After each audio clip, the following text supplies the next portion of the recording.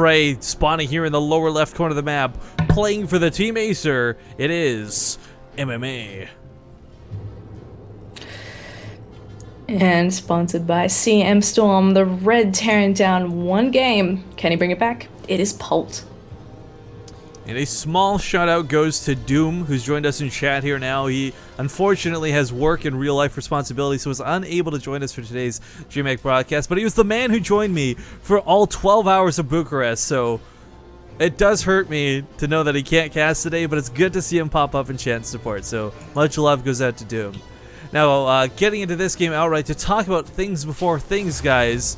Chances are you're going to see similar openings. You're probably going to see Banshees, whether it's initially or slightly after. It's Yansu, though. Another map where mech is totally viable, and MMA, I would not be surprised if he pulled it out once again. He showed that he can control it really well, and his timings are crisp, to say the least. Yeah, I might go even so far as to say that mech is even better on this map than on Aklon, so you're absolutely right. It's a huge possibility that we will see that kind of mech play as a transition for MMA once again. And I've seen bio plays go up against mech on this map, and it's not the easiest thing to do because there's so many nice positions for that mech army with the heavy siege tanks to set up on, so that might work in his favor here. And Yeah, and guys, I mean, Polt has fought the best of the best, too. Like, I've actually seen him beat MMA playing mech before. I've seen him go up against Jockshi and the likes. I mean, that game didn't go well for him. It was poorly played. He didn't win. Okay, congratulations. You've seen the obvious. That doesn't mean that Bio can't beat mech, and I really want to stress this, because mech is not like the auto win. Again, it comes down so much more to control, knowledge, positioning, like all these many things added up before the type of army you decide to go for. yeah, absolutely. And well, this SUV is being a little bit pesky. He took a note from JYP, man. Is he gonna get it? Oh, so No. close. Not quite. The Marine pops out just in time. He goes ahead and makes a gas with that the SUV, but of course the SUV of Polt will actually no. He didn't see the other gas from MMA. He just barely missed it with his vision. He didn't see any gases going down. Double gases this early. Certainly Yeah. going to be a quick cloak Banshee, or you one base all in with tanks. But I'm thinking it's going to be the Banshee. Yeah. Yeah, there's actually a really cool play you can do on this map that I've seen Polt do actually, where you go straight for the tech lab on the factory, you pump out a siege tank, and then you poke out with your first group of Marines. And once you get a medevac out afterwards, you can actually elevate the siege tank right up onto the main ledge. And that can be quite a difficult position to break for the opponent. So I'm not sure if we'll see that. Banshee is probably the more likely thing to go with, but it's certainly not off the books. I like that they're putting the supply depots down here too. This is actually kind of important worth noting. Most of the time you're like, whatever, supply depot's going down, big deal. But these are in a position that are meant to scout at the Banshees. They're supposed to see drops coming before they really get a chance to land.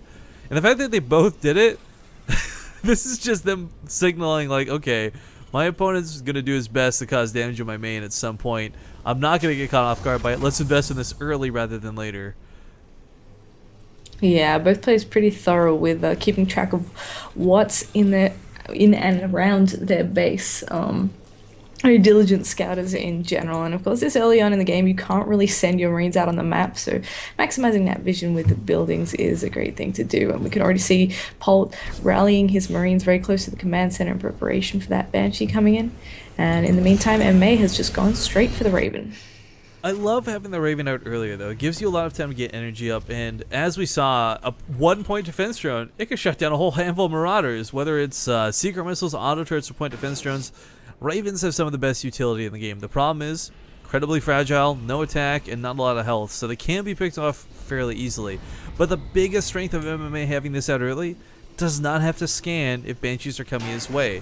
Every time you scan, guys, it's basically like throwing away 270 resources.